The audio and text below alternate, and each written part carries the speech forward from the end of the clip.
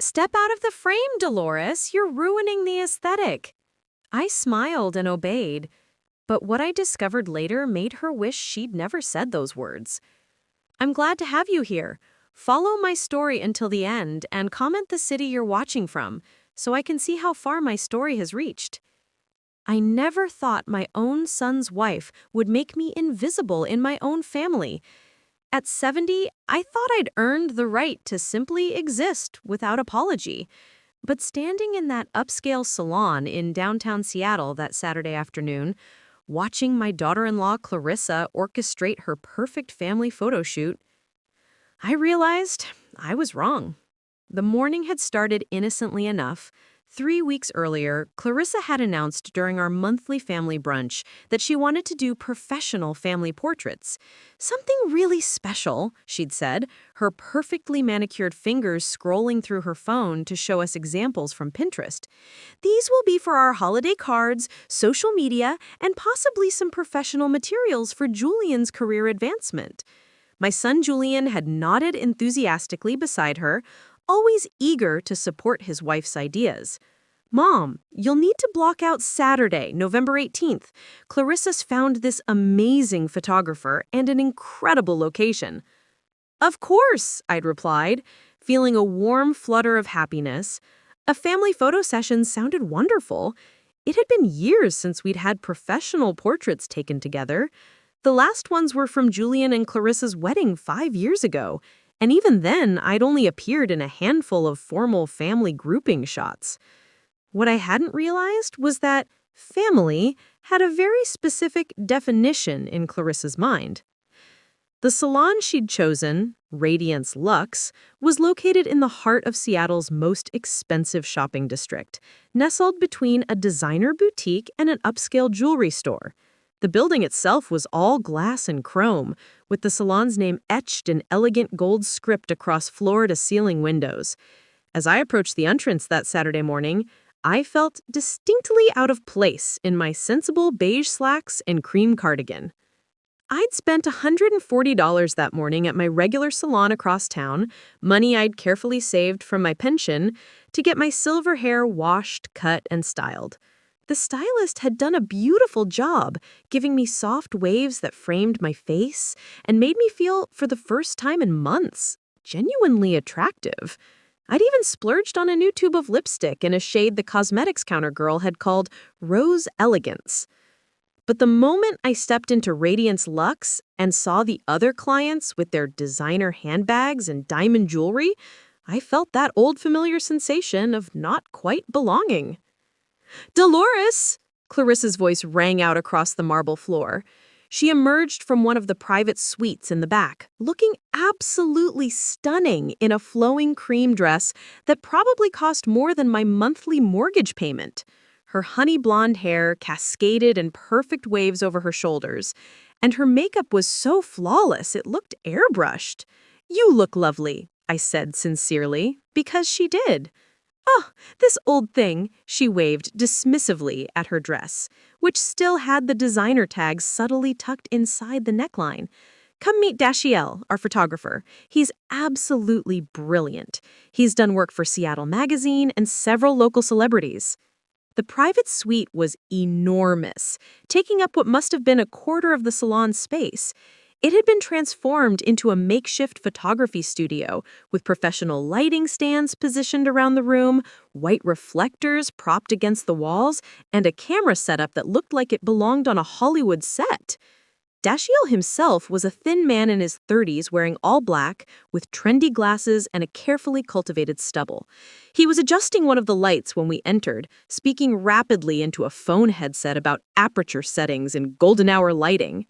"Dashiell, this is my mother-in-law, Delores." He glanced up briefly, gave me a quick professional smile, and returned to his equipment. "Great, great. We'll need everyone here and ready by 1:30 if we want to catch the best natural light through those windows." Julian arrived 15 minutes later with their 2 children, my grandchildren, Sophie, 9, and Benjamin, 7. The moment I saw them, my heart swelled with joy. Sophie ran to me immediately, wrapping her arms around my waist. "Grandma Dee, you look so pretty. I love your hair." Thank you, sweetheart, I said, hugging her tight and breathing in the strawberry scent of her shampoo. You look beautiful, too. And she did. Clarissa had dressed both children in coordinated outfits. Sophie in a cream-colored dress with delicate lace details, and Benjamin in khaki pants with a cream sweater vest over a white shirt. They looked like they'd stepped out of a Ralph Lauren advertisement. Okay, family, let's do a quick wardrobe check, Clarissa announced, lining everyone up like a general inspecting troops. She examined Julian's outfit, gray slacks and a cream button-down shirt, with a critical eye, adjusting his collar and smoothing non-existent wrinkles. Then her gaze landed on me. I saw it happen. The quick flicker of assessment, followed by a barely perceptible tightening around her eyes. She looked me up and down, taking in my beige slacks and cream cardigan, the same color scheme she'd specified in the group text 3 weeks ago. Delores, she said carefully, your outfit is nice. The pause before nice told me everything I needed to know. I followed the color scheme you sent, I said, suddenly feeling defensive. Cream and beige, you said. Oh, absolutely, yes. You did follow the instructions perfectly. She smiled, but it didn't reach her eyes. It's just, well, never mind. We'll make it work. Make it work, as if I were a problem to be solved. Julian kissed me on the cheek, apparently oblivious to the tension. You look great, Mom. Thanks for getting your hair done. Clarissa really appreciates everyone making the effort for these photos. Of course, I murmured, watching as Clarissa pulled him aside for a whispered conversation. For the next 30 minutes, chaos reigned as Dashiell set up his equipment and Clarissa fussed over every detail. She'd brought a bag full of props, a vintage camera as a decorative piece, some coffee table books about Seattle and architecture, and a cashmere throw blanket in cream and gray tones. She arranged and rearranged them on the various furniture pieces the salon had provided, checking how they looked through her phone camera before approving their placement. The salon staff brought in champagne and sparkling cider, along with a tray of fancy pastries from a nearby bakery. Clarissa took a photo of the spread and immediately posted it to her Instagram story with the caption, "Photo shoot day with my loves. Hashtag family first. Hashtag Seattle life. Hashtag making memories." I watched her curate the moment, selecting the perfect angle, applying the perfect filter, crafting the perfect caption. Everything in Clarissa's life seemed to exist primarily for documentation and public consumption. She didn't just live moments, she staged them, captured them, edited them, and presented them to the world as evidence of her enviable existence. All right, everyone, let's start with some test shots to check the lighting. Can you stand together in the center there? I started to move toward them, assuming I was included, but Clarissa's hand shot up. Actually, Dashiell, let's start with just the 4 of us, the immediate family. We can add extended family later if we have time. Extended family. The words landed like a physical blow. I stood frozen, holding the glass of sparkling cider someone had handed me, trying to process what I'd just heard. Extended family. I was his mother. I carried him for 9 months. I raised him alone after his father, my husband, Robert, died of a sudden heart attack when Julian was only 11 years old. I worked double and triple shifts as a cardiac nurse at Riverside Medical Center to keep our small house in Bellingham and put him through college at the University of Washington. I'd been there for every scraped knee, every school play, every basketball game, every triumph and heartbreak of his childhood and young adulthood. I helped him study for the LSAT. I celebrated when he got into law school. He'd been the first person he called when he passed the bar exam. I'd held his hand through a devastating breakup in his mid-20s and reassured him that he would find love again. And now I was extended family. Clarissa, Julian said, and I heard the uncertainty in his voice. She's my mother. Of course she is, honey, and we love Delores so much. But these photos are for our holiday cards, our social media presence, and potentially some professional networking materials. We need to present a specific image. Young, dynamic, successful. You understand the importance of personal branding in your field, right? Personal branding. I'd become a liability to my son's personal brand. Julian looked at me, his expression torn. In that moment, I saw the battle happening behind his eyes. The boy who loved his mother versus the man who'd been conditioned to defer to his wife's social aspirations. I watched in real time as he made his choice. "Right," he said quietly. "That makes sense." And just like that, I was dismissed.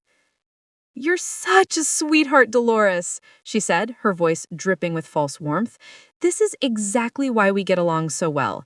You're always so understanding and flexible.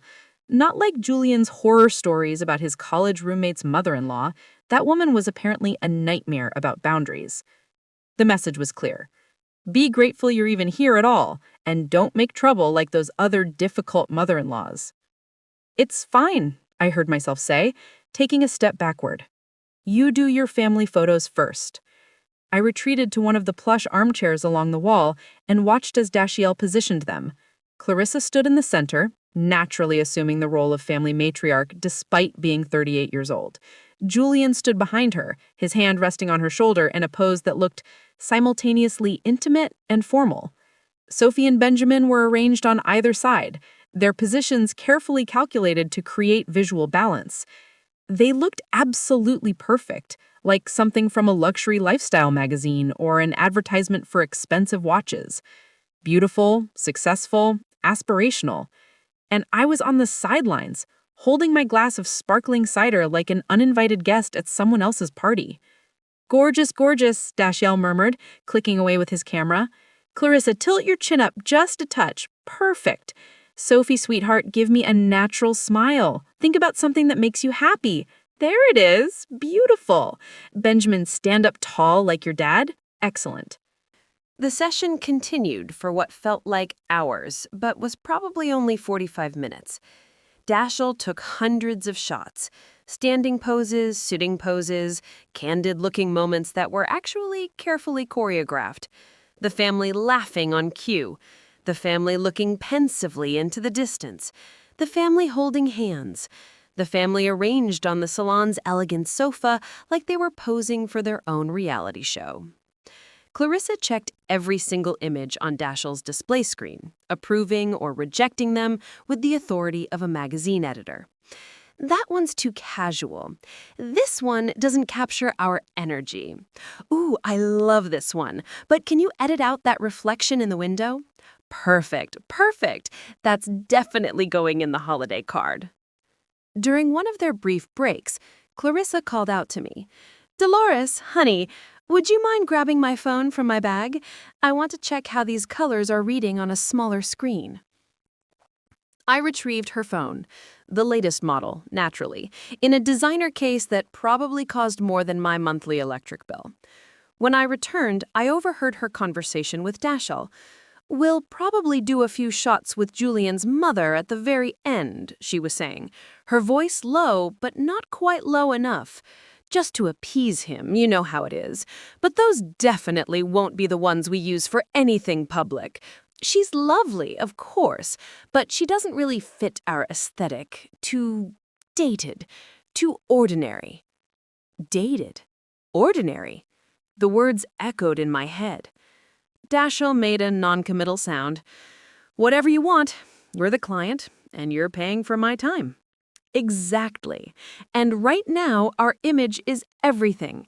Julian's up for junior partner at Fisher & Bainbridge. Do you know what kind of competition there is for that position? 5 other associates all fighting for one spot. The partners are looking at everything: performance, client relations, and yes, even personal presentation. They want someone who represents the firm's prestige. She paused, then continued. "And I'm launching my lifestyle consultancy business this spring, Clarissa Ashford Lifestyle Design, helping high-net-worth individuals curate their perfect homes and lives. I can't have my marketing materials showing some... She didn't finish the sentence, but she didn't need to. Some ordinary old woman. Some reminder that her husband came from middle-class roots. Some visual evidence that not everyone in the family fit her carefully constructed narrative of effortless elegance and inherited sophistication." I stood in the hallway outside the suite, Clarissa's phone still in my hand, feeling something shift inside my chest. It wasn't just hurt anymore. It was something harder, colder, a crystallizing awareness that I'd been naive about my place in this family. "Grandma Dee!" Sophie's voice suddenly cut through my dark thoughts. She bounded over to me, her dress swirling around her legs. "Come take a picture with me, just you and me. You look so pretty today, and I want to remember it." My heart, which had felt so heavy moments before, suddenly filled with warmth. "Oh, sweetheart, I love that." But before I could move, Clarissa intervened. "Sophie, honey, we don't have time for extra combinations right now. Dashiell is on a very expensive hourly rate, and we still need to do the outdoor session at Discovery Park. But Mom, it'll just take 1 minute. Sophie Ashford, we discussed this. Today is about the family portfolio. You can take pictures with Grandma Dee anytime you visit her." Clarissa's tone was sharp now, the pleasant veneer cracking slightly to reveal the steel underneath. Sophie's face fell, and I watched my granddaughter's shoulders slump with disappointment. She looked at me with those big brown eyes, her father's eyes, and I saw her struggling not to cry. "It's okay, sweet pea," I said softly, kneeling down to her level despite the protest from my arthritic knees. "Your mom's right. We can take lots of pictures together another time. Maybe next time you come visit me, we can have our own little photo session. Would you like that?" She nodded, but the joy had gone out of her expression.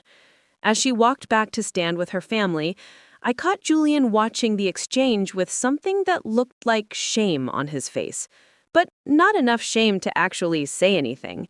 Not enough shame to contradict his wife. The professional session wrapped around 3:30. Clarissa spent another 45 minutes reviewing every single image with Dashiell, discussing editing requirements in exhaustive detail. She wanted specific filters applied, certain perceived flaws removed, the lighting adjusted to give everyone that sun-kissed glow, even though we'd been indoors. I sat in my chair, sipping lukewarm sparkling cider and watching this strange theater of manufactured perfection. At one point, one of the salon stylists approached me. "Can I get you anything else, ma'am? More champagne? Some water?" "I'm fine, thank you." She smiled sympathetically. "Your family is beautiful. Your son looks just like you around the eyes." It was such a simple observation, but it made my throat tighten with emotion. "Thank you," I managed to say. As we prepared to leave, Julian finally approached me. "Mom, are you okay? You've been pretty quiet." "I'm fine, honey, just a little tired." "Listen, I'm sorry about how that went. Clarissa's just really focused on getting the right images for her business launch and my partnership bid. It's not personal." "Not personal? How could erasing someone's existence be anything but personal?" "I understand," I said, because what else could I say? "Actually, Mom, there's something else I wanted to mention." He glanced back at Clarissa, who was still deep in conversation with Dashiell. "We're having a dinner party next Friday. Some senior partners from my firm and potential clients for Clarissa's new business. It's going to be pretty formal, pretty business-focused." I waited, knowing what was coming. We thought it might not be your kind of thing. You know, lots of boring legal talk and interior design discussions. We didn't want you to feel uncomfortable or obligated to attend." The lie was so transparent, it was almost insulting. They didn't want me there because I didn't fit the image. The aging mother-in-law who might wear the wrong clothes, say the wrong thing, or simply exist as a visible reminder that Julian Ashford, aspiring junior partner at one of Seattle's most prestigious law firms, came from ordinary middle-class roots rather than the generational wealth Clarissa liked to imply through her carefully curated social media presence. "I understand completely," I said, and I did. I understood that I had become an inconvenience, an embarrassment, a smudge on their perfect picture. "It's not that we don't want you there," Julian added quickly, his lawyer training kicking in to cover his tracks. "We absolutely want to see you. Maybe we could do lunch just the two of us sometime soon?" Lunch sometime soon. The vague promise meant to soothe guilt without requiring any actual commitment. "That sounds nice, dear," I said, gathering my coat and purse. "You have my number. Just let me know when you're free." We both knew he wouldn't call. I drove home to my small craftsman house in the Ballard neighborhood, the same house Robert and I had bought 30 years ago, the house where Julian had grown up, the house I'd nearly lost twice, trying to keep up with medical bills and Julian's college expenses. The autumn rain had started, typical for November in Seattle, and the windshield wipers beat a steady rhythm as I navigated through the late afternoon traffic. My house felt especially empty that evening. I heated up leftover soup for dinner, eating alone at my small kitchen table while rain pattered against the windows. The silence was oppressive, broken only by the ticking of the wall clock Robert had built in his woodworking phase, back before the heart attack that took him away from us. I kept replaying the day in my mind. The way Clarissa said extended family with such casual dismissiveness. The way Julian had chosen his wife over his mother without even a real fight. The way Sophie's face had fallen when she was told we couldn't take a simple photo together. The overheard conversation about how I was too dated, too ordinary for their aesthetic. But it was what happened 3 days later that transformed my hurt into something sharper and more focused. On Tuesday evening, I was scrolling through Facebook, my main window into my family's life these days, since they rarely called or visited. That's when I saw Clarissa's post. She'd uploaded dozens of photos from the Salon session, each one more perfect than the last. The images had clearly been professionally edited, every skin imperfection erased, every color enhanced, every composition perfectly balanced. They looked like they belonged in an upscale home decor magazine. The caption read, "Grateful beyond words for this incredible family and the beautiful life we're building together. Every day I'm reminded of how blessed we are. Hashtag family first. Hashtag blessed. Hashtag Seattle lifestyle. Hashtag power couple. Hashtag luxury living. Hashtag modern family. Hashtag gratitude." I clicked through the album, page after page of Julian, Clarissa, Sophie, and Benjamin looking like they'd stepped out of a Pottery Barn catalog. Not a single photo included me, as if I didn't exist, as if Julian had simply materialized into the world as a fully grown adult with no mother, no past, no history beyond what fit Clarissa's carefully curated social media presence. The post had been up for 6 hours and already had 247 likes and 63 comments. "Your family is absolutely gorgeous. Relationship goals, Clarissa, where is that dress from? You look stunning. This is what hashtag family first really means. Beautiful. Can I hire you to make my family look this good? Haha. Such an inspiration. Your aesthetic is everything." I scrolled through comment after comment of strangers praising this perfect family, while I sat alone in my empty house, invisible and erased.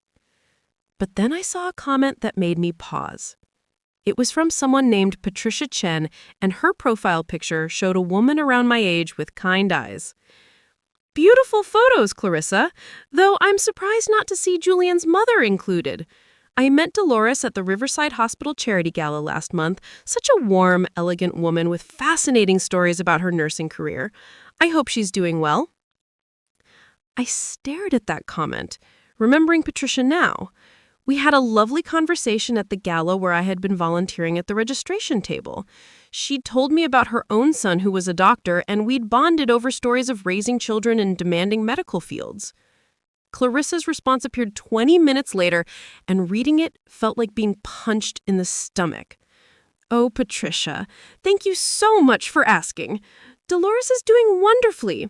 She's just very private and prefers not to be in photographs. She's reached that age where she feels a bit self-conscious about her appearance. You know how it can be. We completely respect her wishes, of course. She's such a sweet woman, very low-key, and happy to let us younger folks have our moment in the spotlight." The lie was breathtaking in its construction. Smooth, plausible, even compassionate sounding. Now, anyone who noticed my absence would think I was a vain old woman too insecure to be photographed. Clarissa had not only erased me from her family narrative, she'd rewritten me as the problem, the self-conscious elderly woman who'd removed herself from family photos out of vanity.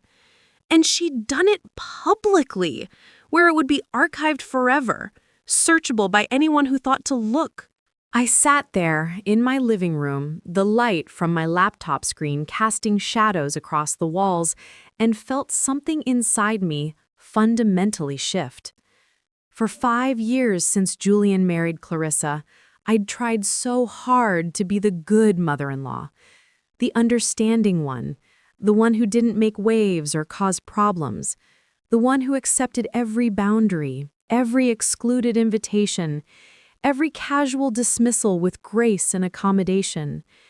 And this was how I was repaid, with erasure and lies. But as I sat there, staring at that screen, my years of nursing training kicked in. When faced with a problem, you gather information. You observe, you document, you investigate. You don't react emotionally, you act strategically. So instead of responding to Clarissa's post or calling Julian in tears, I did something else. I started clicking through Clarissa's social media presence more carefully, paying attention not just to what she was showing the world, but to what she might be hiding. And what I discovered in the next 2 hours of careful investigation made my hands start to shake. Because the perfect life Clarissa was selling to the world, the luxury lifestyle, the designer clothes, the expensive photo sessions, the upscale address in Seattle's Madison Park neighborhood, appeared to be built on something that didn't quite add up. I pulled up Julian's LinkedIn profile, checking the timeline of his career. He'd made associate at Fisher & Bainbridge 4 years ago, with a starting salary that, while respectable for Seattle, wasn't the kind of money that funded the lifestyle Clarissa constantly showcased. I did some quick mental math based on standard associate pay scales and Seattle's cost of living. Then I looked more carefully at Clarissa's posts, scrolling back through months and years of curated content. The timeline was interesting. When they'd first gotten married, the posts had been modest, nice but not extravagant. Apartment living, occasional nice dinners, normal newlywed life. But about 2 years ago, things had shifted dramatically. Suddenly, there were posts about their new dream home in Madison Park, one of Seattle's most expensive neighborhoods. Designer furniture, luxury vacations to Tuscany and the Maldives, a BMW for Clarissa's birthday, high-end fashion halls, premium gym memberships, private school enrollment for Sophie and Benjamin. All of this happening while Julian was still a mid-level associate, years away from the kind of compensation that would support such a lifestyle. I opened a new browser tab and did something I'd never done before. I looked up property records for their Madison Park house. Public information, easily accessible. The home had been purchased 2 years ago for $2.3 million. The down payment alone would have been close to $460,000. Where had that money come from? I thought back to conversations from around that time. I remember Julian mentioning something about Clarissa's family helping them with the house purchase. Her parents wanted to invest in our future, he'd said. They believed in us. Clarissa's parents, Richard and Vivian Hartwick, lived in Bellevue and were comfortably upper middle class. Richard was a retired dentist, Vivian a former real estate agent. Successful, certainly, but were they $460,000 down payment wealthy? I kept digging, feeling like I was violating some unspoken rule, but unable to stop. Clarissa's Instagram was full of tags and check-ins at expensive restaurants, luxury spas, designer boutiques.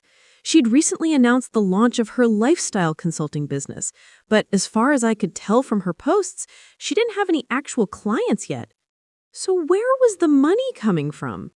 I pulled up my online banking and logged into an account I rarely checked anymore. The joint savings account Robert and I had opened 30 years ago.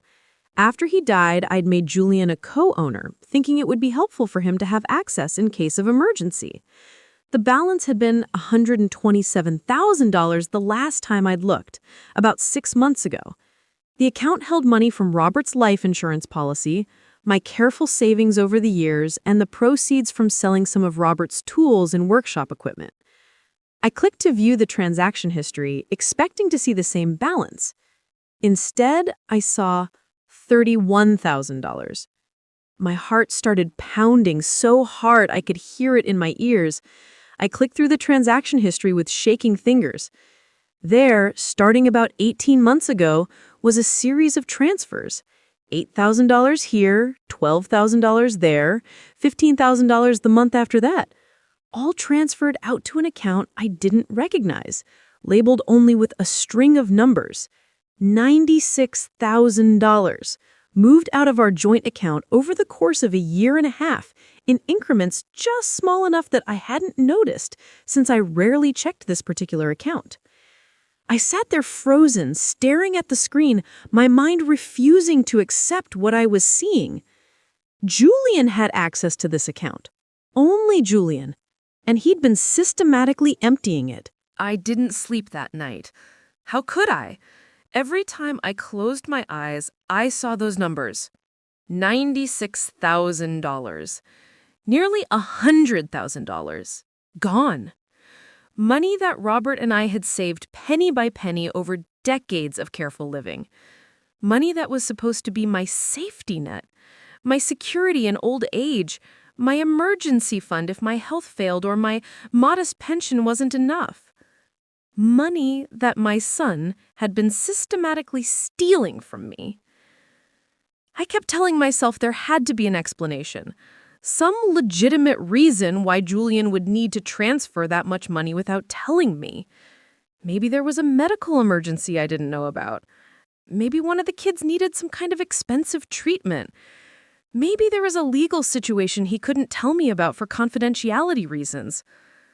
But even as I tried to construct innocent explanations, I knew they were fantasies.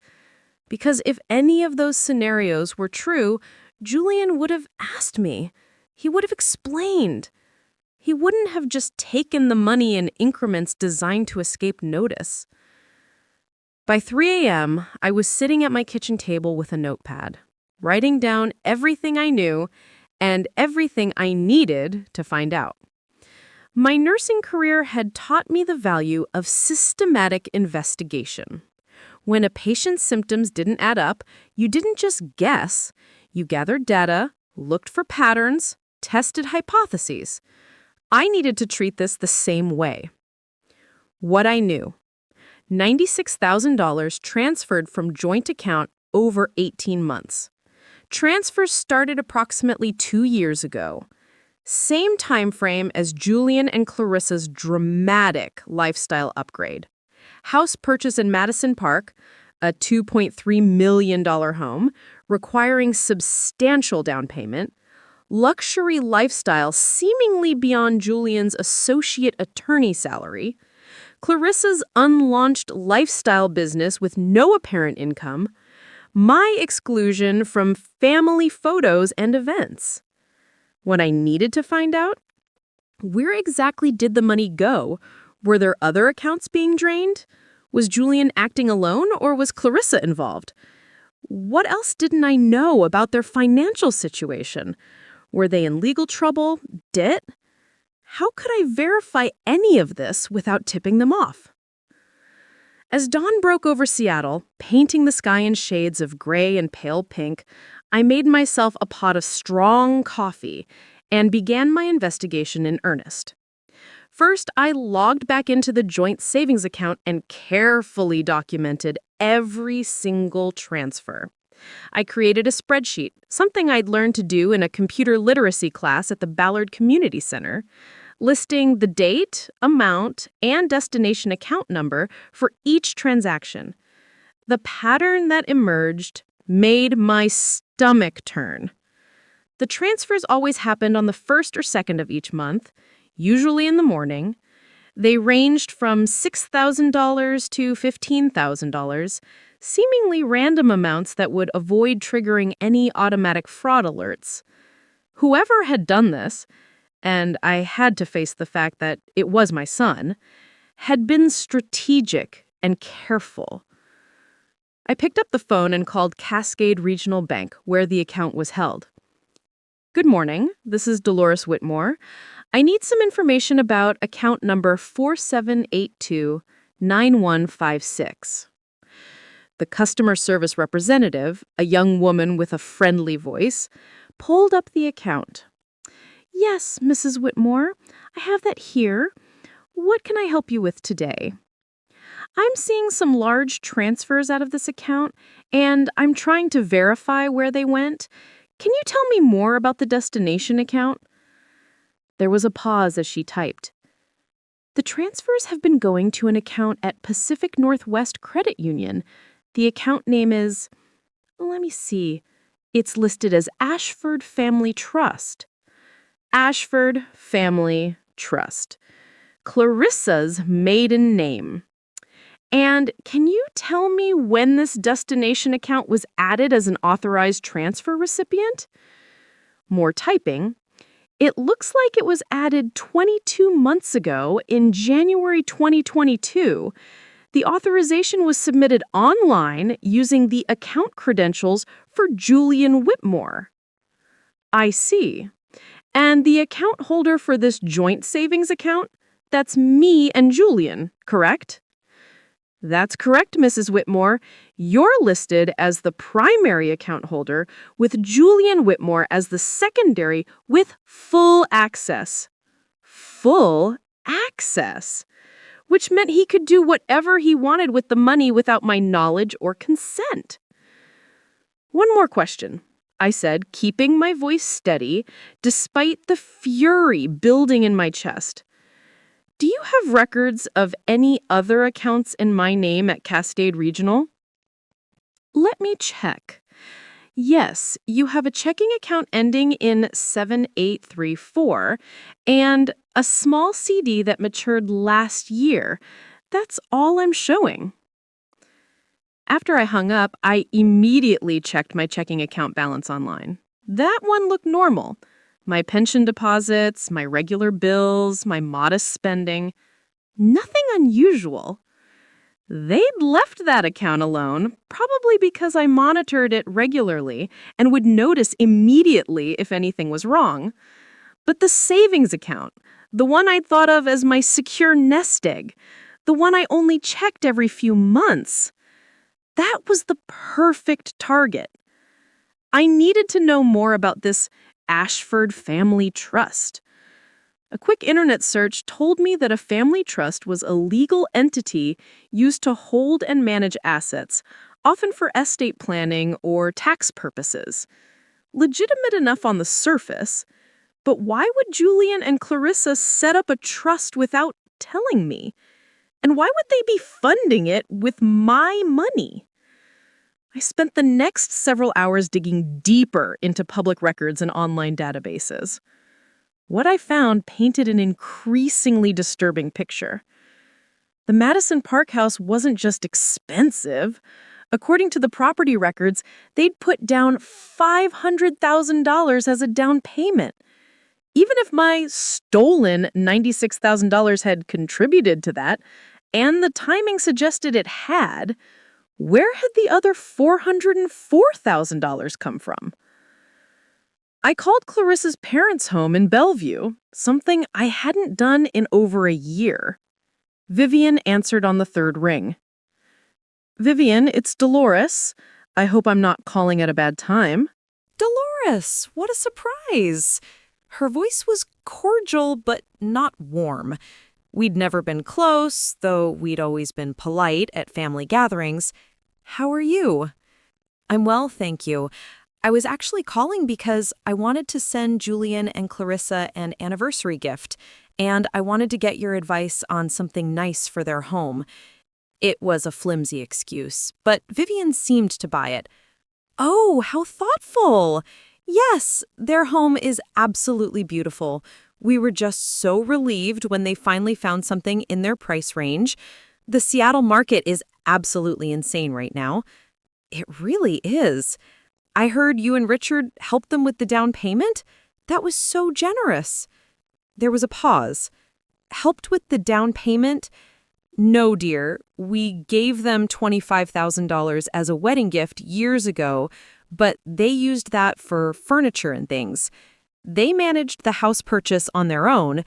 Julian's doing so well at that firm, and Clarissa's trust fund finally matured. Trust fund. Oh, of course, Clarissa's trust fund, I said, as if I'd known about it all along. That must have been a relief. Well, it wasn't as much as we'd hoped. Richard's parents were more modest in their wealth than we'd thought. But $180,000 is certainly nothing to sneeze at. Combined with their savings and Julian's excellent credit, they were able to make it work. I did the math quickly in my head. $180,000 from Clarissa's trust fund. My stolen $96,000, that was $276,000. Still not enough for a $500,000 down payment. Where had the rest come from? After I got off the phone with Vivian, I sat staring at my notes, trying to make sense of the financial puzzle. Then I remembered something. About 3 years ago, Julian had mentioned that his law firm offered generous retirement benefits, including a 401k matching program. I'd never thought about it much at the time, but now I wondered, could he have borrowed from his 401k? Many plans allowed loans under certain circumstances, like purchasing a home. But even with a 401k loan, the numbers still didn't quite add up, and it didn't explain the ongoing transfers from my account. The house purchase might have taken a big chunk of my money, but those transfers had continued for months afterward. Where was that money going? I decided to look more carefully at Clarissa's social media presence, this time with a critical eye toward the timeline and the expenses being displayed. Scrolling back through 2 years of Instagram posts, I began to see a pattern. The luxury lifestyle hadn't started immediately after the house purchase. It had ramped up gradually, with increasingly expensive displays of wealth. 6 months after buying the house, posts about finally furnishing our dream home with photographs showing what I recognized as designer furniture from stores like Design Within Reach and Room and Board. A quick check of their prices told me they'd spent at least $60,000 on furniture alone.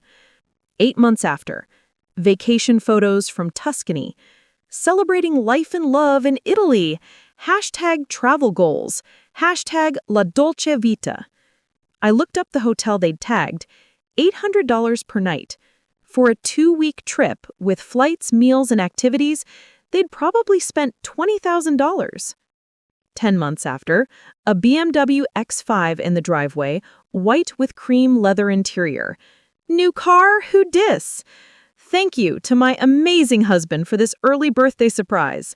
The starting price for that model, $65,000.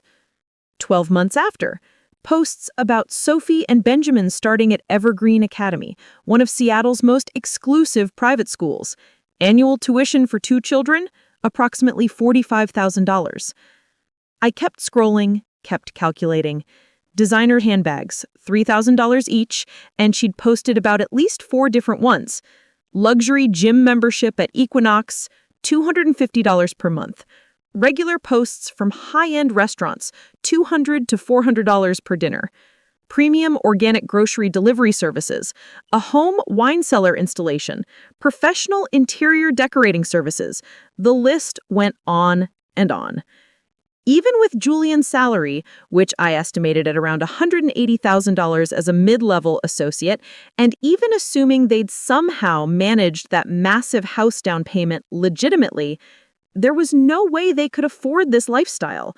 Not with a $1.8 million mortgage, not with Seattle's high cost of living, not with 2 kids in private school. The numbers simply didn't work, which meant they had to be getting money from somewhere else. My money, that much was clear. But was there more? I thought about Julian's firm, Fisher and Bainbridge. They were one of Seattle's most prestigious law firms, known for their high standards and their wealthy clientele. What would they think if they knew one of their associates was stealing from his own mother? More importantly, what would they think if they were other financial improprieties? Law firms were notoriously strict about ethical violations, especially anything involving money. If Julian was stealing from me, was it possible he was stealing from clients? Or from the firm itself? The thought made me feel sick, but I couldn't ignore it. I needed to know the full scope of what was happening. I spent the rest of Wednesday researching Washington state's laws on financial elder abuse. What I learned made my situation even clearer and more serious than I'd realized. Financial exploitation of a vulnerable adult was a crime in Washington. While the law primarily focused on people with diminished capacity, there were also provisions about taking advantage of a relationship of trust and confidence. As my son, Julian was absolutely in a position of trust, and by secretly draining my savings account, he'd violated that trust in the most fundamental way. The penalties could include criminal charges, restitution, and civil liability for damages. If I wanted to, I could potentially have him arrested. But did I want that? Did I really want to send my own son to jail?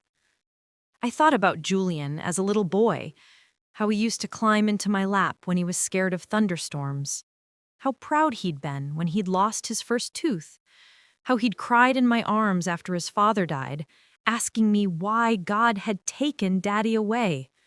How hard he'd studied to make me proud, to honor Robert's memory by becoming successful.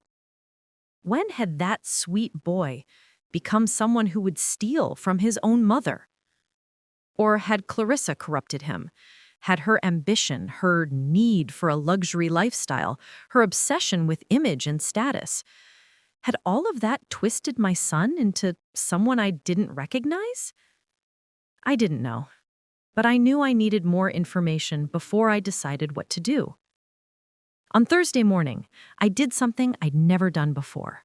I drove to Julian's office.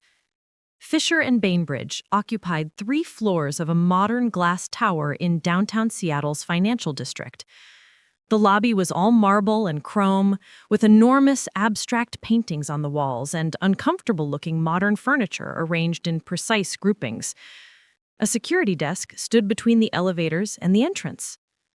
"I'm here to see Julian Whitmore," I told the security guard, a young man with a neat haircut and a friendly smile. "Is he expecting you?" "No, but I'm his mother. I was hoping to surprise him and take him to lunch." The guard smiled. "That's nice. Let me call up and see if he's available." He picked up the phone and spoke briefly. "Mr. Whitmore is in a meeting until noon, but his assistant says he should be free after that. You're welcome to wait in the lobby or come back." "I'll wait, thank you." I settled into one of the uncomfortable chairs and watched the flow of people through the lobby. Associates in expensive suits, paralegals juggling stacks of files, clients who looked like they could afford $500 per hour legal fees. This was Julian's world now. Polished, professional, exclusive.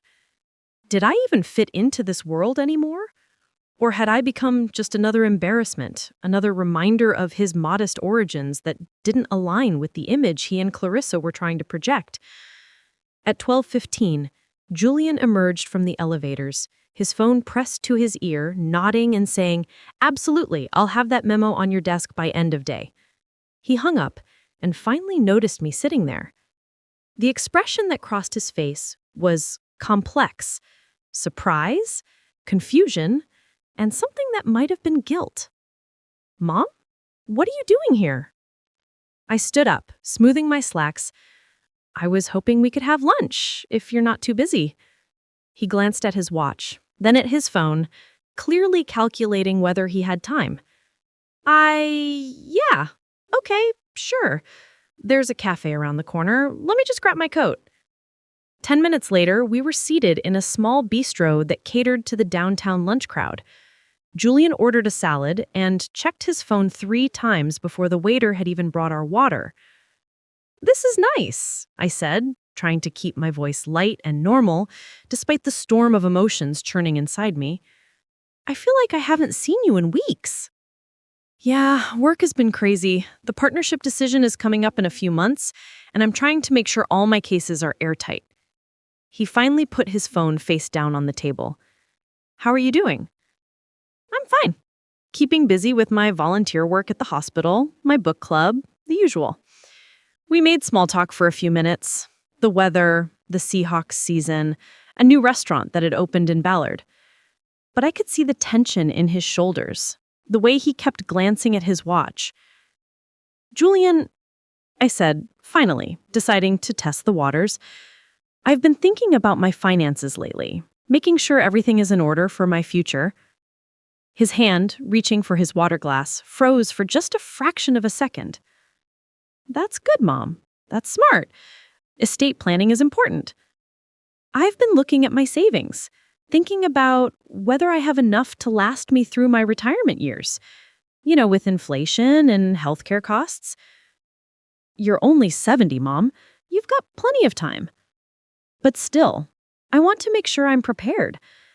I was looking at that joint savings account we have together, the one that your father and I opened. He went completely still. Oh, everything okay with that account? Well, that's what I wanted to ask you about. I noticed the balance seems lower than I remembered.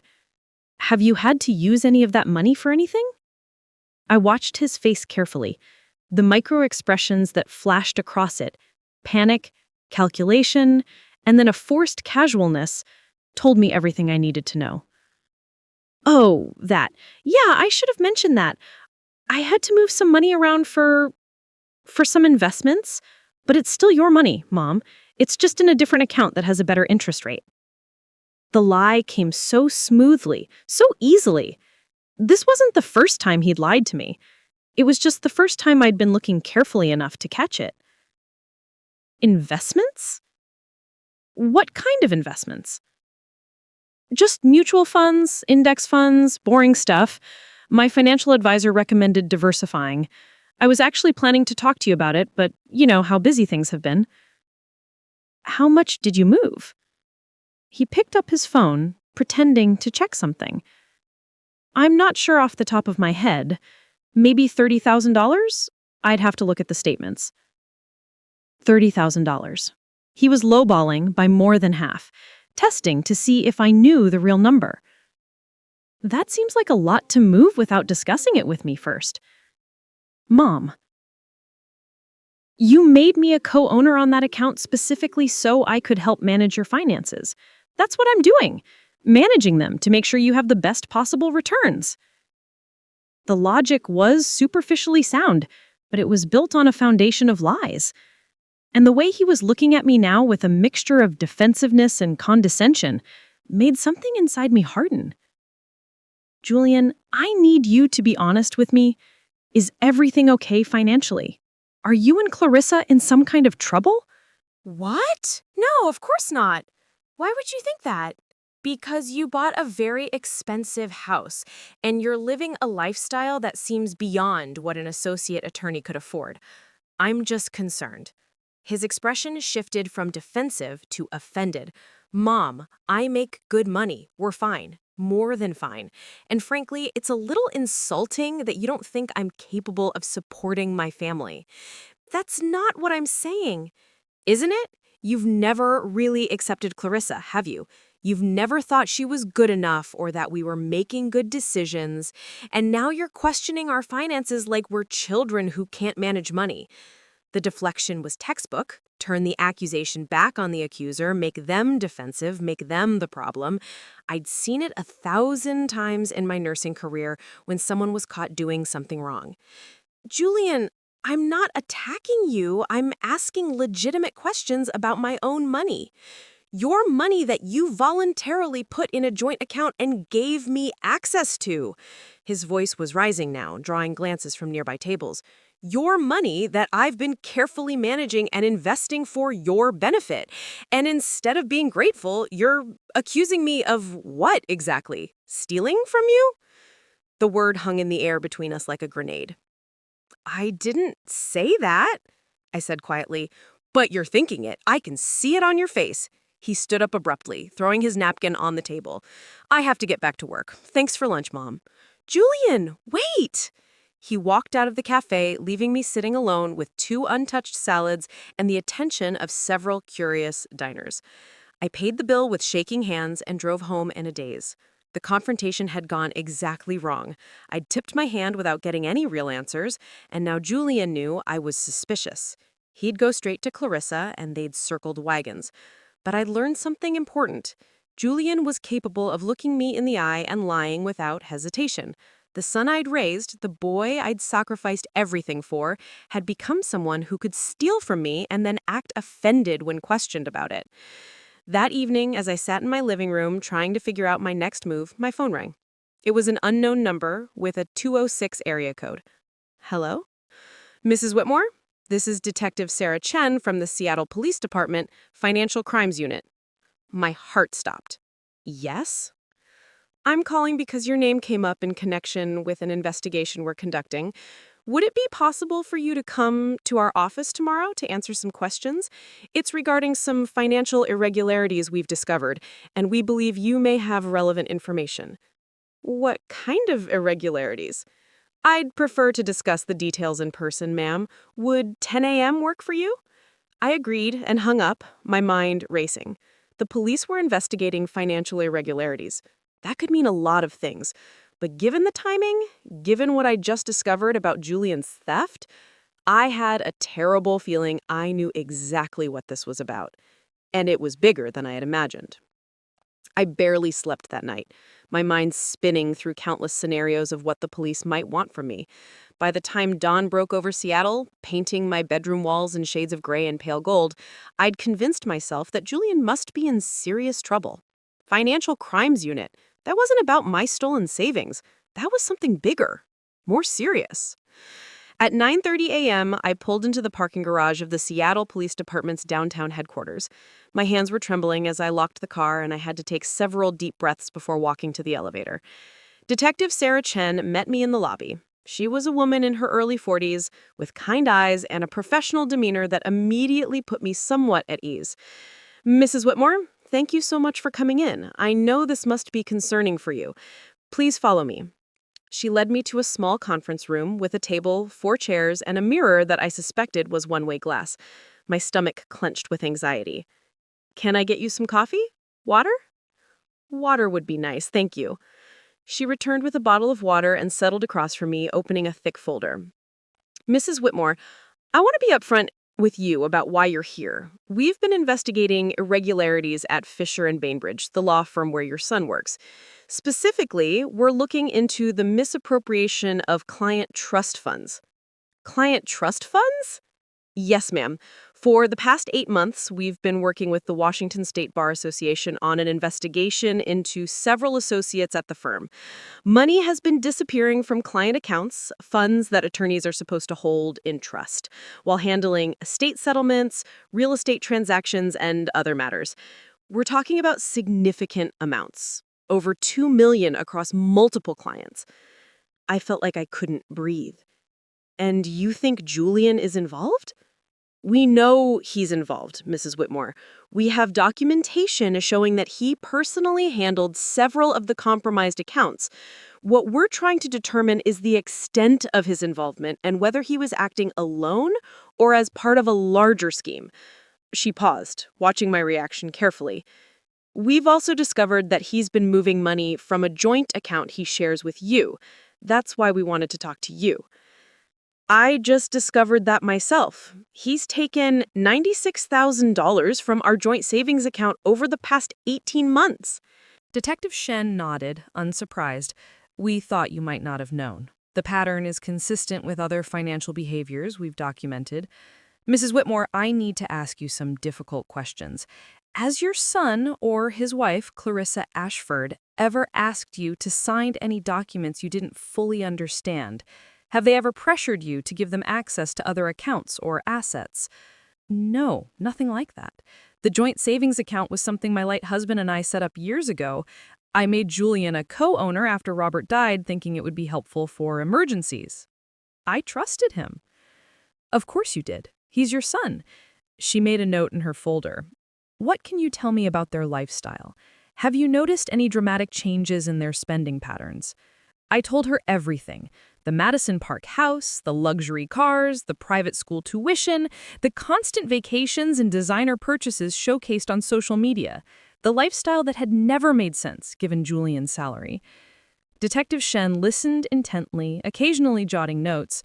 When I finished, she leaned back in her chair. "Mrs. Whitmore, everything you're describing is consistent with what we've been seeing.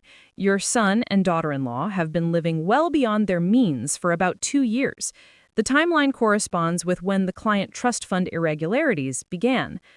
So, Julian has been stealing from his clients to fund their lifestyle?" That's what the evidence suggests. And we believe your daughter-in-law is not just aware of it, she's been an active participant in spending the stolen funds. In fact, some of the transfers from client accounts went directly to credit cards in her name. I thought about Clarissa's social media presence, her obsession with image and luxury, her lifestyle consulting business that had no apparent clients but somehow generated enough income for designer handbags and Italian vacations. "What happens now?" I asked. "We're in the process of building a comprehensive case. The State Bar Association will be filing formal complaints and will be pursuing criminal charges.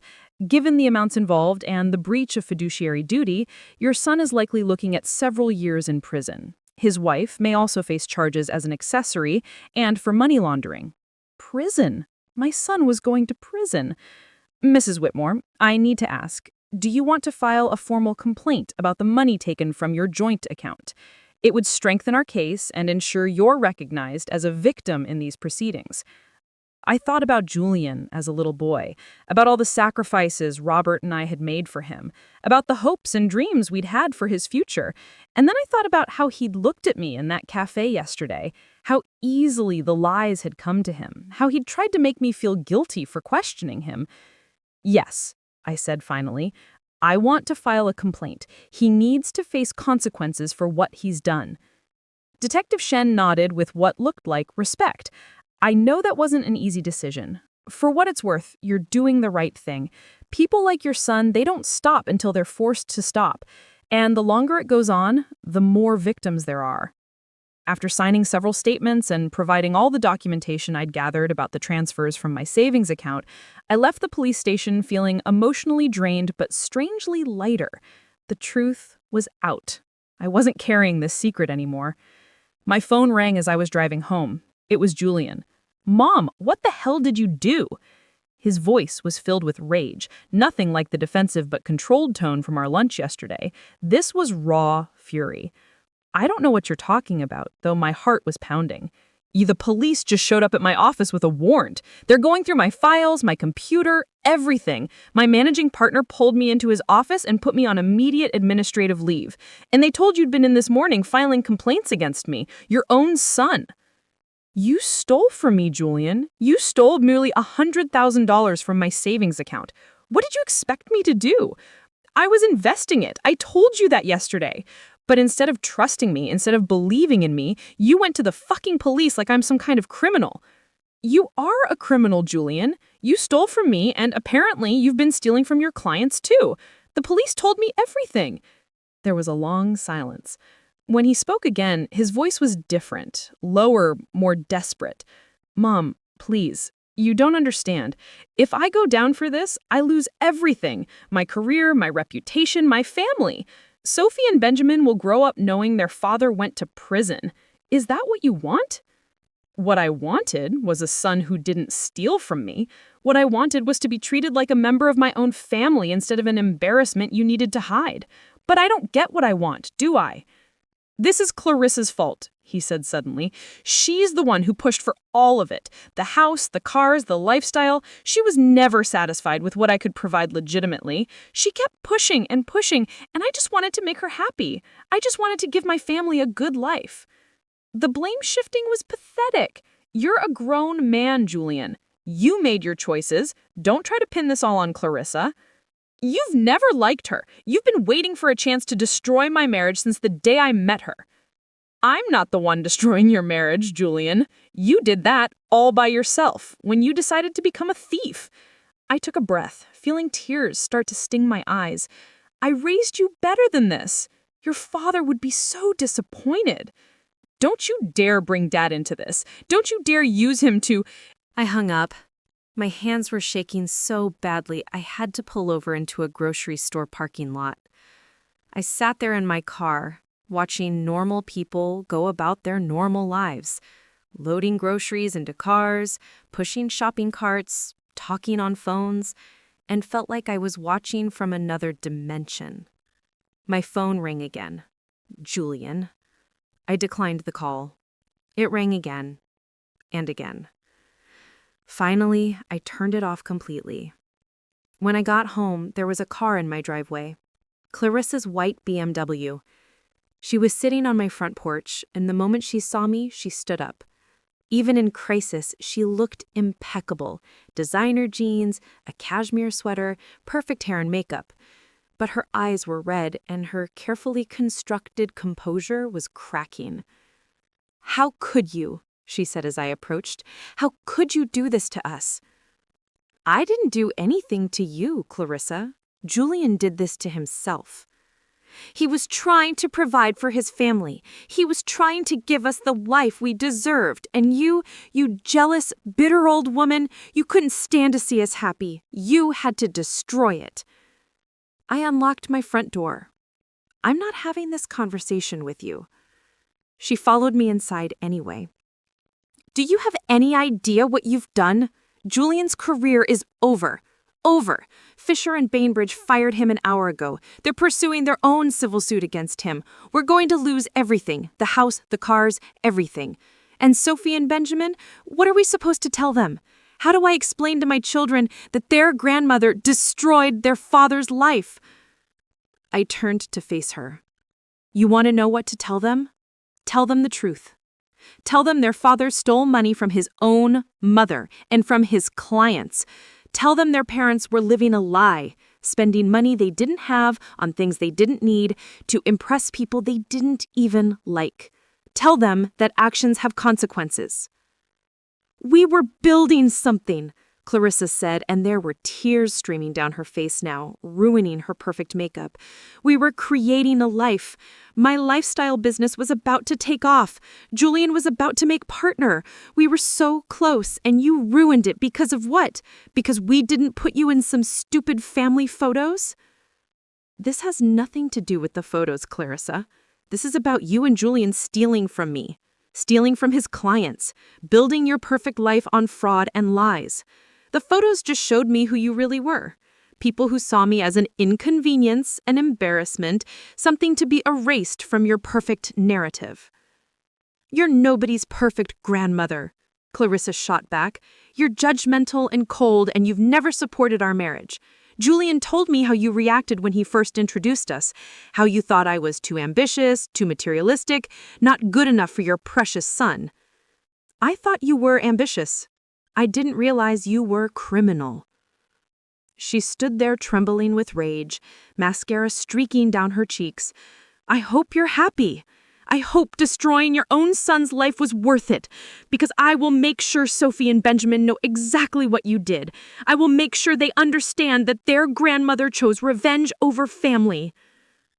"Get out of my house, Clarissa." "Gladly. I never want to see you again." She turned toward the door, then stopped. "You know what's funny? Julian and I were actually talking about helping you out. Your little house, your pathetic pension. We felt sorry for you. We were going to invite you to move into our guest house, let you be close to your grandchildren. But I told Julian you were too proud, too stubborn to accept help from us. Looks like I was right." After she left, I sat in my living room for a long time, just staring at the wall. The house was so quiet, I could hear the clock ticking in the kitchen, the hum of the refrigerator, the distant sound of traffic on the street outside. I thought about what Clarissa had said, that I'd destroyed my son's life. Maybe from her perspective, I had. From Julian's perspective, probably too. They'd convinced themselves that what they were doing was somehow justified, somehow acceptable, and I'd shattered that illusion. But I'd also thought about all the clients Julian had stolen from. People who had trusted him with their money, their estates, their futures. Elderly people settling their affairs. Families dealing with real estate transactions. People who were probably a lot like me. Ordinary people who trusted a professional to do the right thing. How many of them had lost money because of my son's greed? How many lives had he damaged in his pursuit of a lifestyle he couldn't afford? The next few weeks passed in a blur. The local news picked up the story. Associate at prestigious Seattle law firm charged with embezzlement. Julian's photo was everywhere. That confident professional headshot from the firm's website, now associated with scandal and crime. I stopped following the news coverage after a few days. It was too painful to see my son's face alongside words like fraud and theft and criminal charges. The Seattle legal community buzzed with gossip. I heard through a former colleague at the hospital whose daughter worked at a competing law firm that Fisher & Bainbridge was in damage control mode, auditing every client account and setting up a victim compensation fund. Julian and Clarissa's house went up for sale. According to the real estate listings, it was a motivated seller situation, code for a desperate fire sale. They'd be lucky to break even after the mortgage and legal fees. I didn't hear from Julian again, except through his lawyer, who sent me a formal letter asking me to reconsider pressing charges. I didn't respond. But I did hear from Sophie, my granddaughter, 3 weeks after everything exploded. She called my cell phone one evening after school. "Grandma Dee? It's Sophie. Hi, sweetheart. How are you?" I'm okay. Her voice was small and uncertain. Mom said I'm not supposed to call you, but I wanted to hear your voice. My heart broke. I'm glad you called, honey. I miss you. Grandma Dee, why is Daddy in trouble? Mom says it's your fault, but Daddy says he made mistakes. I don't understand. I closed my eyes, trying to figure out how to explain adult failures to a 9-year-old child. Sophie, sometimes grown-ups make bad choices. Your daddy made some bad choices with money that belonged to other people. That's why he's in trouble. It's not about fault. It's about consequences. Are you mad at Daddy? I'm disappointed in him, but I still love him because he's my son, and I love you and Benjamin more than anything in the world. That hasn't changed. Mom says we probably can't see you anymore. She says you don't want to be part of our family. The cruelty of it took my breath away. That's not true, Sophie. I want very much to be part of your family. I would love to see you and Benjamin anytime you want to see me. Really? Really and truly, you're my grandchildren. Nothing will ever change that. We talked for a few more minutes before I heard Clarissa's voice in the background calling for Sophie. I have to go, she whispered. I love you, Grandma Dee. I love you too, sweetheart. So much. After she hung up, I sat with the phone in my lap and cried. Not for Julian or Clarissa, but for Sophie and Benjamin, innocent children caught in the wreckage of their parents' choices. 2 months later, I received a call from Detective Chen. Mrs. Whitmore, I wanted to update you on the case. Julian has accepted a plea deal. He'll be pleading guilty to fraud and embezzlement charges. The sentence is 4 years in prison, with the possibility of parole after 2 years, plus full restitution to all victims. What about Clarissa? She's agreed to cooperate with the investigation in exchange for reduced charges. She'll be pleading to accessory after the fact and will likely get probation plus community service. She's also required to liquidate assets to contribute to the restitution fund. 4 years. My son would be in prison for 4 years. Mrs. Whitmore, I know this can't be easy for you, but I want you to know by coming forward, you potentially saved other people from becoming victims. Julian's patterns suggest he would have continued escalating if he hadn't been stopped. Thank you for telling me that. There's one more thing. The court is scheduling victim impact statements. You'd have the opportunity to address the court before sentencing if you want to. I thought about it for a long moment. No, I don't think I need to do that. Julian knows what he did. Anything I could say in court, I've already said to him. 3 months later, I received an unexpected call from Vivian Hartwick, Clarissa's mother. Delores, I hope you don't mind me reaching out. I got your number from the victim notification system. I wanted to apologize. I was so surprised I almost dropped the phone. Apologize? Richard and I had no idea what they were doing. No idea about the theft, the lies, any of it. We feel terrible. When we gave them that wedding money, when Clarissa's trust fund matured, we thought we were helping them build a legitimate life. We never imagined. It's not your fault, Vivian. I know, but I still feel responsible somehow. We raised Clarissa to value success and status, and maybe we pushed that too hard. Maybe we made her feel like she needed to project a certain image. She paused. I also wanted you to know we're stepping in to help with Sophie and Benjamin. Clarissa has moved back in with us temporarily while she sorts out her legal situation. The children need stability. How are they doing? Confused, sad. Benjamin asks about Julian constantly. Sophie has been acting out at school. It's been difficult. Could I see them? I'd really like to spend time with my grandchildren. There was a pause. Clarissa is resistant to that idea. She's still very angry with you. But Richard and I think the children need their grandmother. Let me talk to her. Maybe we can arrange something. 2 weeks later, I met Sophie and Benjamin at a park in Bellevue, supervised by Vivian. The moment Sophie saw me, she ran into my arms. Grandma Dee, I missed you so much. Benjamin was more reserved, hanging back until I held out my arms to him too. Come here, buddy. I've missed you. We spent 2 hours at that park. We went on the swings, fed the ducks in the pond, ate ice cream from a nearby shop. For those 2 hours, I got to be their grandmother again. Not the villain in their mother's narrative, not the woman who had destroyed their family, just Grandma Dee who loved them. When it was time to go, Sophie hugged me tight. Can we do this again, please? Anytime your grandmother Vivian says it's okay, I'll work on Clarissa. Vivian said as we walked back to the parking lot, she needs to understand that her anger at you shouldn't prevent these children from knowing their grandmother. Over the following months, I slowly rebuilt a relationship with my grandchildren. Vivian became my unlikely ally, facilitating visits and running interference with Clarissa. It wasn't perfect.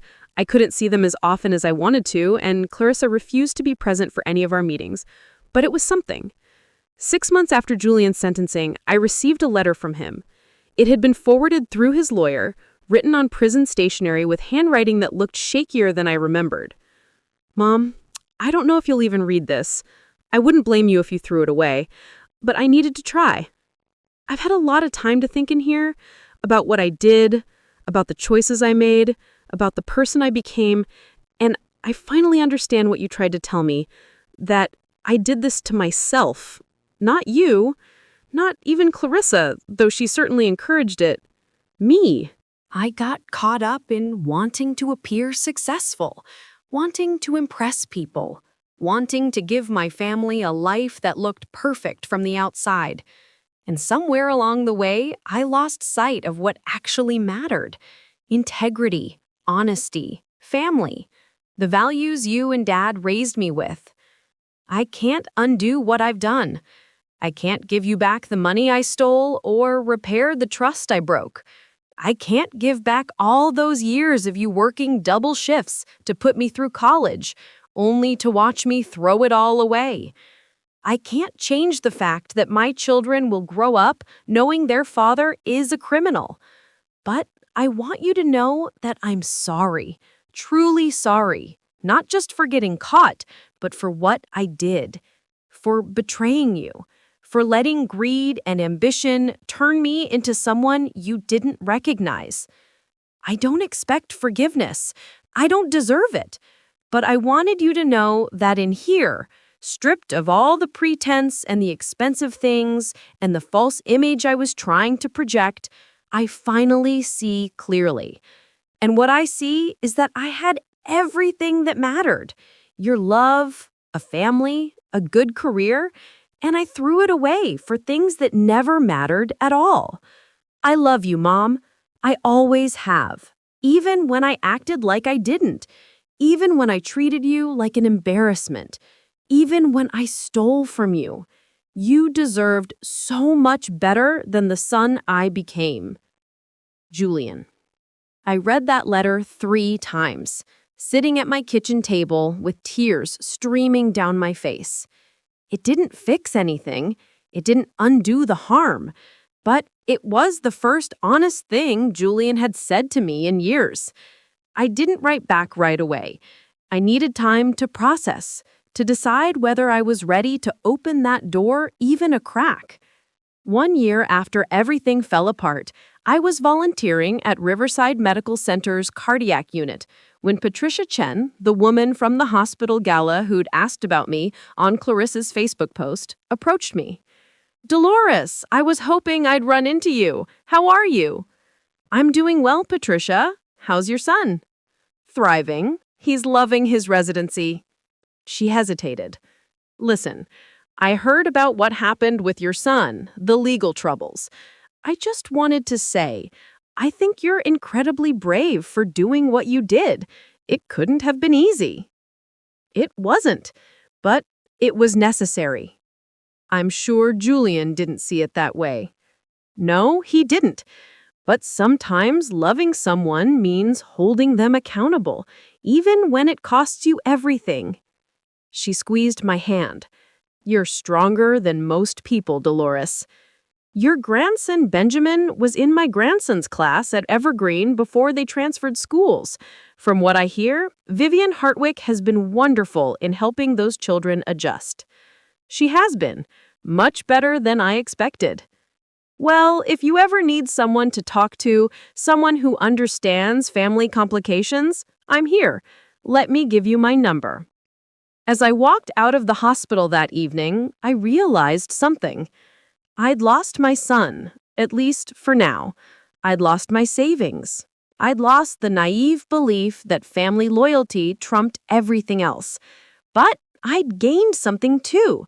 Self-respect, the knowledge that I'd done the right thing, even when it was hard. The beginning of a real relationship with my grandchildren built on honesty rather than pretense, and the freedom that came from refusing to be erased, from refusing to shrink myself to fit someone else's curated image. 3 months later, I was at a coffee shop in Ballard when my phone rang. Unknown number. "Mrs. Whittemore, this is Elena Rodriguez. I'm an investigative journalist with Seattle Times. I'm working on a story about financial crimes in the legal profession, and your son's case came up as a significant example. I was wondering if you'd be willing to share your perspective." I almost said no automatically. The thought of my family's shame being broadcast even more publicly made me want to hide. But then I thought about all the other families out there dealing with similar situations. Adult children stealing from elderly parents, people stealing from clients, from employers, from anyone who trusted them. Maybe my story could help someone else recognize the warning signs. Maybe it could help someone else find the courage to speak up. "Yes," I said. "I'll talk to you." The article came out 2 weeks later, "The Hidden Epidemic, When Adult Children Exploit Elderly Parents, One Mother's Story of Discovery and Justice." It told my story honestly, the theft, the confrontation, the legal consequences. But it also told the stories of 7 other families dealing with financial elder abuse. It discussed the warning signs, the legal options, the emotional toll. The response was overwhelming. My phone rang for days with calls from victim advocacy groups, from other families dealing with similar situations, from a lawyer who wanted to discuss potentially recovering some of my stolen money through the civil restitution process. One call came from Sophie. "Grandma D, I read the article. Mom tried to hide it, but my friend's mom showed it to me." "Oh, sweetheart, I'm sorry. I didn't mean for you to see that." "No, I'm glad I did, because now I understand. What Daddy did was wrong, and you were right to tell the truth about it. Mom's been telling me and Benjamin that you just wanted to hurt our family. But that's not true, is it? No, Sophie. I never wanted to hurt anyone. I just wanted the truth to come out. I'm proud of you, Grandma D, for being brave. Those words from my 9-year-old granddaughter meant more to me than anything else that happened in this whole terrible ordeal. 2 years after Julian's sentencing, I received word that he was being released on parole. He'd served his minimum sentence, been a model prisoner, completed several rehabilitation programs. I didn't go to meet him when he was released, but a week later, he called me. Mom, it's Julian. I understand if you don't want to talk to me. I'm listening. I've been attending a financial crimes rehabilitation program, working with a therapist, trying to understand how I became the person who could do what I did. He paused. I'm living in a halfway house in Renton. I got a job as a paralegal. I can't practice law anymore, obviously.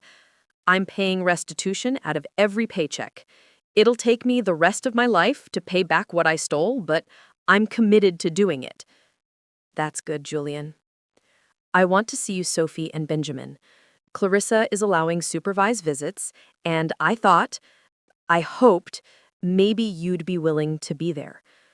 I think it would help them to have you there. You're their constant, you know? The one stable presence they've had through all of this. I thought about it carefully. I'll consider it.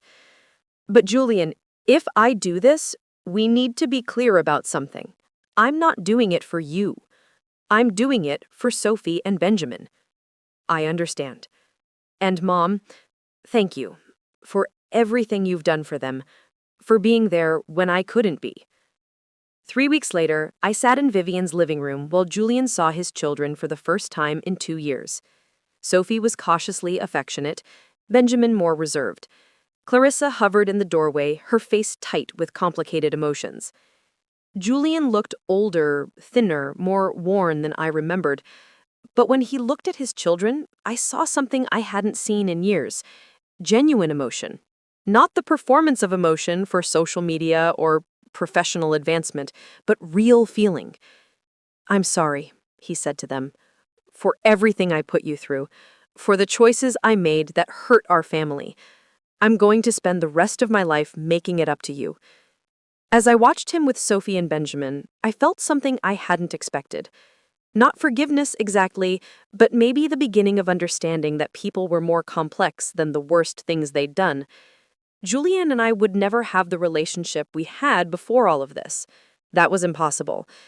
But maybe with time and effort and real change, we could build something new, something honest, something based on who we actually were rather than who we pretended to be. 6 months later, I was at Sophie's school play when I saw Clarissa for the first time since our confrontation in my living room. We sat on opposite sides of the auditorium, careful not to make eye contact. But after the play ended, as we both approached Sophie backstage, we couldn't avoid each other any longer. Delores, she said stiffly. Clarissa. Sophie looked between us nervously. Mom, Grandma D, please don't fight. Clarissa took a breath. We're not fighting, sweetheart. She looked at me. Congratulations on Sophie's performance. She was wonderful. She was, I agreed. It wasn't forgiveness. It wasn't friendship. But it was a tentative ceasefire, a recognition that we both loved the same children and needed to find a way to coexist in their lives. As I drove home that evening, I thought about everything that had happened, the humiliation at the photo shoot that had started it all, the discovery of theft, the investigation and arrest, the trial and imprisonment, the slow rebuilding of relationships. I'd been erased from family photos, dismissed as extended family, told I didn't fit the aesthetic of their perfect life. And in response, I'd uncovered the truth, that their perfect life was built on fraud and theft. I'd torn down their carefully constructed image and forced accountability. Some people would say I'd destroyed my own family. That family loyalty should have kept me silent. That blood was thicker than justice. But I'd learned something important through all of this. Real family wasn't about perfect photos or curated images or pretending everything was fine. Real family was about truth, even when it hurt.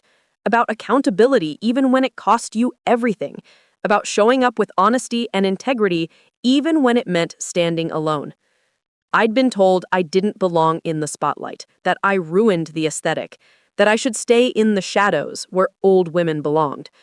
Instead, I'd stepped directly into the spotlight, not in their photos, but in a courtroom, in a newspaper article, in the story that would define our family for years to come. And I'd discovered that sometimes the greatest act of love is refusing to be complicit in someone else's lies. 3 years after everything began, I received an unexpected piece of mail. It was a check from Fisher and Bainbridge's Victim Restitution Fund, along with a letter explaining that through the civil recovery process, I was receiving a partial reimbursement of the money that Julian had stolen from me. The check was for $48,000, half of what I'd lost. I stared at it for a long time, thinking about Robert and how hard we'd worked to save that money, thinking about all it represented: security, independence, the freedom to live without fear. I deposited the check and immediately set up 3 college funds, one for Sophie, one for Benjamin, and one for any future grandchildren. Money that had been stolen and now reclaimed, transformed into something that would help the next generation build honest lives. That evening, I called Julian. He answered immediately. "Mom? I got the restitution check today." "Oh, good. I'm glad you got something back. I put it in college funds for Sophie and Benjamin." There was silence on the other end. Then, "Thank you. They don't deserve to suffer for my mistakes." "No, they don't. None of us did." "Mom, I know I've said this before, but I need to say it again. I'm sorry for all of it, for stealing from you, for lying to you, for treating you like you didn't matter. You sacrificed everything for me, and you threw it back in my face. Yes, you did. And it hurt more than you'll ever know." I'm trying to be better, to be the man you and Dad raised me to be. I know I can never fully make up for what I did, but I'm trying. That's all any of us can do, Julian. Try to be better than we were yesterday. After we hung up, I sat in my living room and looked at the photographs on my walls. Pictures of Robert, of Julian as a child, of Sophie and Benjamin at various ages. Evidence of a real life, with real love and real pain and real consequences. I'd never be in Clarissa's perfect family photos. I'd never fit the aesthetic she wanted to project to the world. But I had something more valuable than perfect pictures. I had the truth. I had integrity. I had the knowledge that when faced with the choice between complicity and courage, I'd chosen courage. And in the end, that mattered more than any photograph ever could.